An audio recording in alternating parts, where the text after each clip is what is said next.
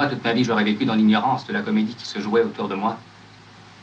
Y a-t-il dû en avoir des conciliabules, des chuchotements, des inquiétudes? Et le pauvre papa devait avoir un drôle d'air au milieu de cette aventure. Quel rôle on lui faisait jouer.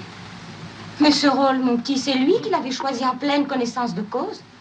Et chaque jour, il m'a remercié de lui avoir donné ce fils. Vous auriez dû me le dire plus tôt. Je l'ai beaucoup aimé, mon vieux papa.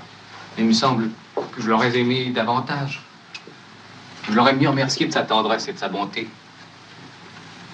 Tandis que maintenant... Papa. Mon vieux papa. Va, on peut me faire des révélations de toutes sortes. Tu n'étais peut-être pas mon père. Tu as toujours été mon papa. Et ça, il le restera toujours.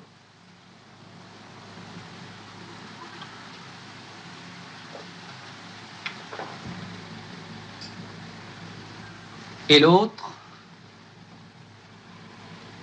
Césario. Je viens de te faire un aveu pénible. Un aveu qui me coûte très cher. Parce que tu vas me mépriser.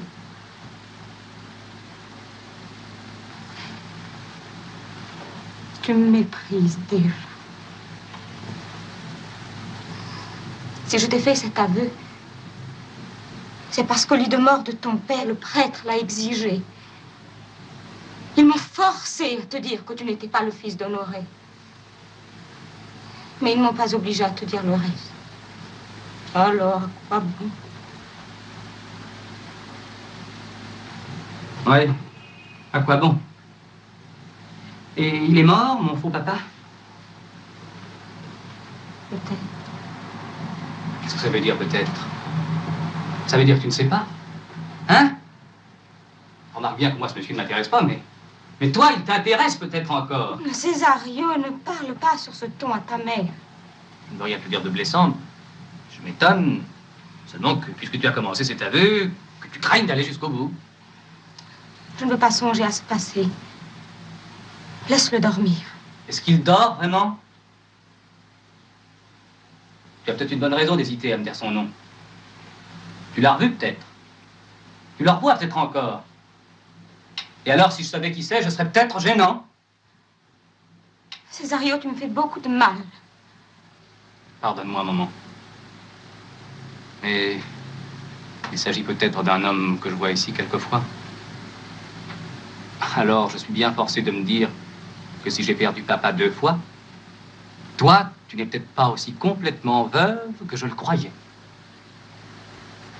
Tu vis encore? Tu m'as presque menti tout à l'heure, tu m'as dit peut-être. Mais mon petit, comment veux-tu que j'en sois absolument sûre? Je ne l'ai pas revu depuis 15 ans. T'as écrit? Jamais. Je le connais. Tu l'as vu, tu lui as parlé il y a 15 ans. Oh. Après tout, je n'ai aucune envie de savoir qui c'est. Un jeune homme riche, sans doute, qui t'a séduite et qui t'a laissé avec un enfant. Ah. C'est tout de même embêtant d'avoir pour père un saligo. Ce n'était pas un jeune homme riche. Quand il m'a quitté, il ne savait pas que je t'attendais. Je ne le savais pas, moi non plus.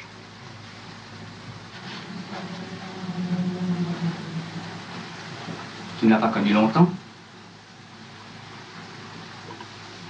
Alors comme ça, en passant, toi, tu as fait ça? Mais non, mon petit. Je le connaissais depuis longtemps. Il m'aimait. Et tu l'aimais aussi?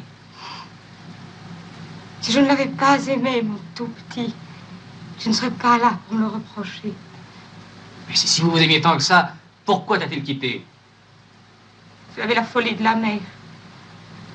Il voulait naviguer. C'était une maladie. Comme Marius, le fils de César. Comme Marius, fils de César. C'était lui. C'était lui. Je suis le fils de Marius.